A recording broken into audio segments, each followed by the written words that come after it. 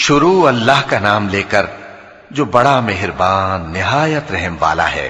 قسم ہے سلیقے سے صف باندھنے والوں کی، پھر ڈانٹنے والوں کی جھڑک کر، پھر ذکر یعنی قرآن پڑھنے والوں کی غور کر کے کہ تمہارا معبود ایک ہی ہے جو آسمان اور زمین اور جو چیزیں ان میں ہیں سب کا مالک ہے، اور سورج کے طلوع ہونے کے مقامات کا بھی مالک ہے۔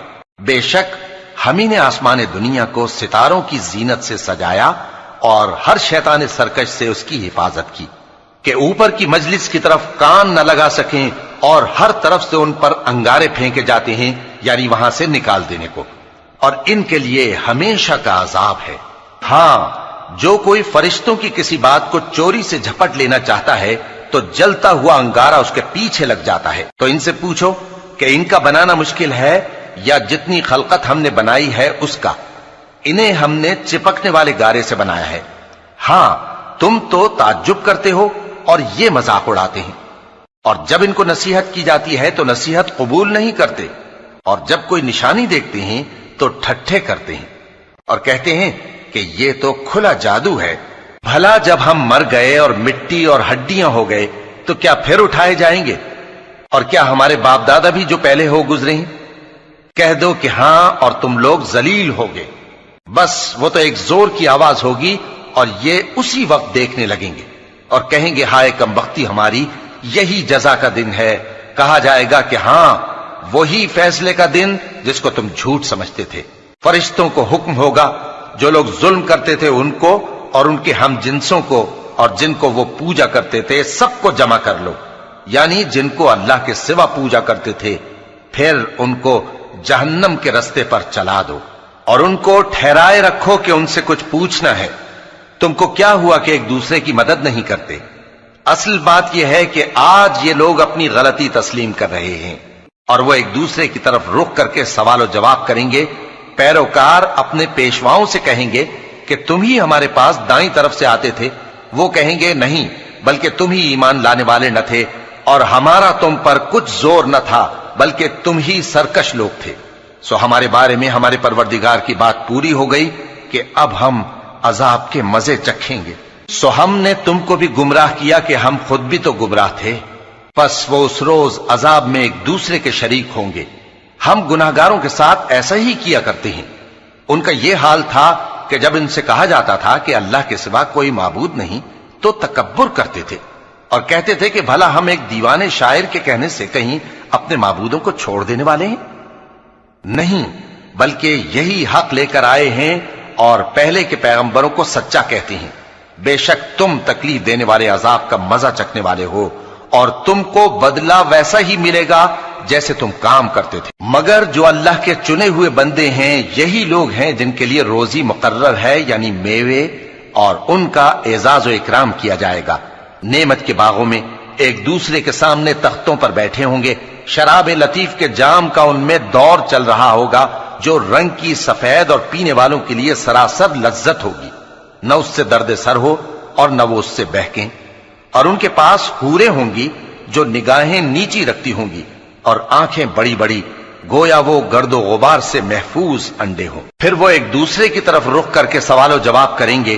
ایک کہنے والا ان میں سے کہے گا کہ میرا ایک ساتھی تھا جو کہتا تھا کہ بھلا تم بھی ایسی باتوں کی تصدیق کرنے والوں میں ہو؟ بھلا جب ہم مر گئے اور مٹی اور ہڈیاں ہو گئے تو کیا ہم کو بدلہ ملے گا؟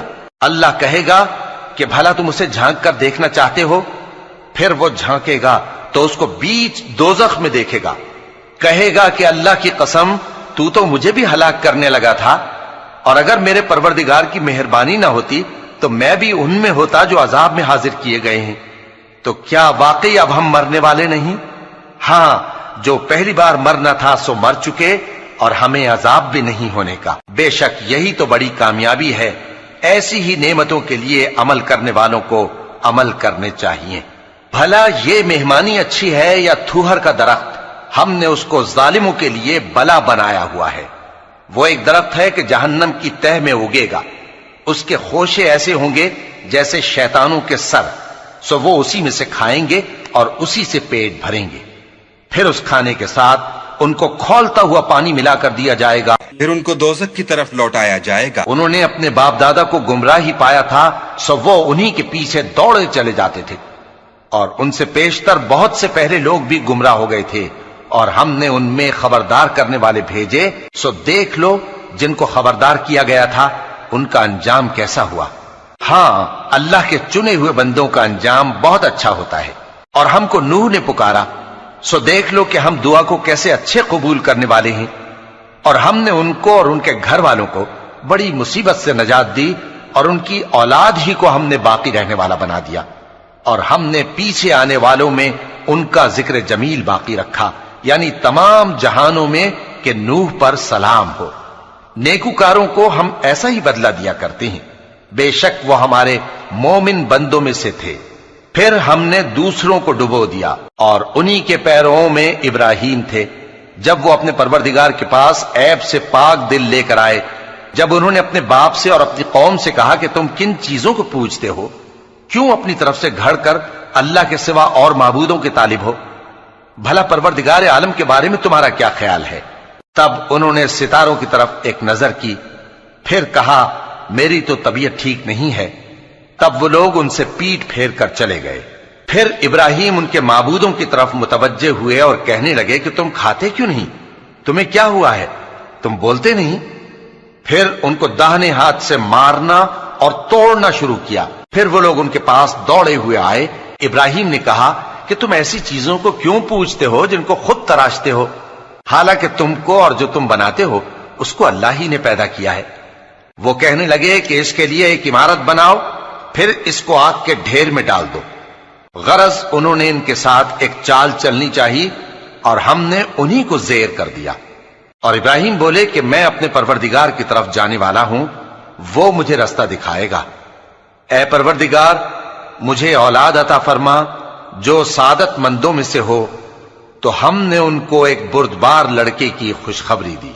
جب وہ ان کے ساتھ دوڑ دھوپ کی عمر کو پہنچا تو ابراہیم نے کہا کہ بیٹا، میں خواب میں دیکھتا ہوں کہ گویا تم کو ذبح کر رہا ہوں، تو تم سوچ لو کہ تمہارا کیا ارادہ ہے۔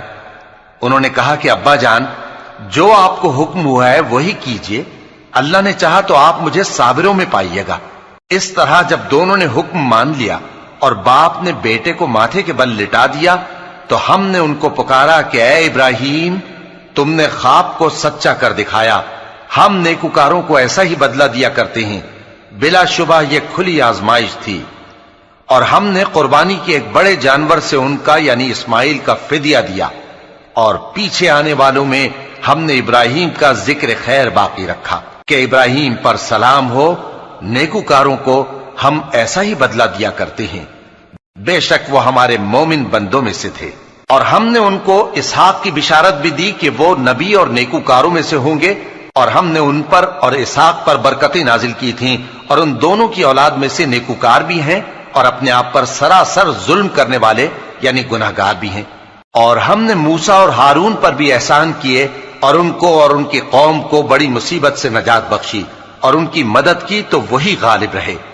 اور ہم نے ان دونوں کو کتاب واضح یعنی تورات عنایت کی، اور ان کو سیدھا رستہ دکھایا، اور پیچھے آنے والوں میں ان کا ذکر خیر باقی رکھا کہ موسیٰ اور ہارون پر سلام، بے شک ہم نیکوکاروں کو ایسا ہی بدلہ دیا کرتے ہیں۔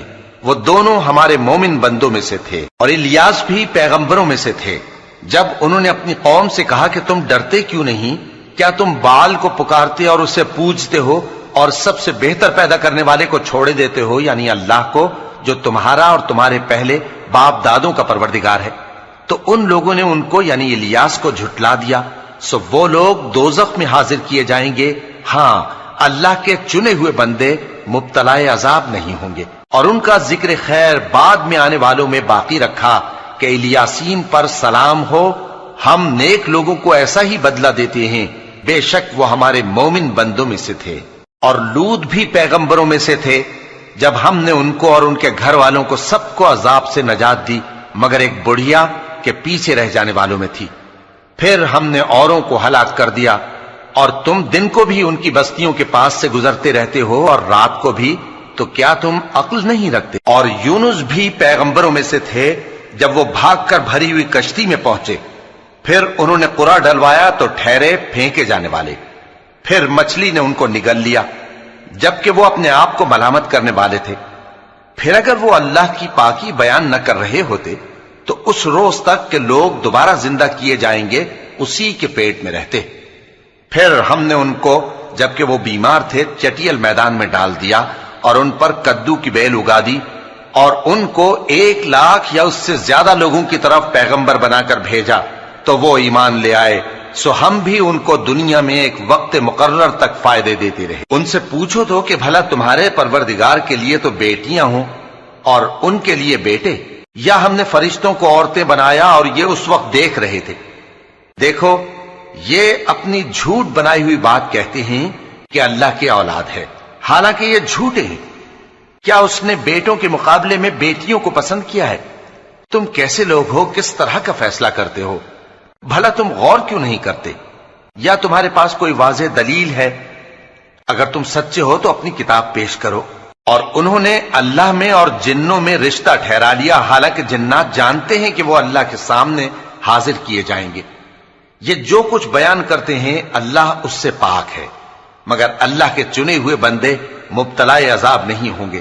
سو تم لوگ اور جن کو تم پوجتے ہو اللہ کے خلاف کسی کو بہکا نہیں سکتے مگر اسی کو جو جہنم میں جانے والا ہے۔ اور فرشتے کہتے ہیں کہ ہم میں سے ہر ایک کا ایک مقام مقرر ہے، اور ہم صف باندھے رہتے ہیں اور ہم تسبیح کرتے رہتے ہیں۔ اور یہ لوگ کہا کرتے تھے کہ اگر ہمارے پاس اگلوں کی کوئی نصیحت کی کتاب ہوتی تو ہم اللہ کے چنے ہوئے بندے ہوتے۔ پھر اس سے کفر کرتے رہے، سو ان قریب ان کو اس کا نتیجہ معلوم ہو جائے گا۔ اور اپنے پیغام پہنچانے والے بندوں سے ہمارا وعدہ ہو چکا ہے کہ وہی مظفر و منصور ہوں گے اور ہمارا لشکر ہی غالب رہے گا۔ تو ایک وقت تک ان سے منہ پھیرے رہو اور انہیں دیکھتے رہو، یہ بھی ان قریب کفر کا انجام دیکھ لیں گے۔ کیا یہ ہمارے عذاب کے لیے جلدی کر رہے ہیں؟ مگر جب وہ ان کے آنگن میں آ اترے گا تو جن کو ڈر سنایا گیا تھا ان کے لیے برا دن ہوگا، اور ایک وقت تک ان سے منہ پھیرے رہو اور دیکھتے رہو، یہ بھی ان قریب نتیجہ دیکھ لیں گے۔ یہ جو کچھ بیان کرتے ہیں تمہارا پروردگار جو صاحب عزت ہے اس سے پاک ہے، اور پیغمبروں پر سلام اور سب طرح کی تعریف اللہ رب العالمین کے لیے۔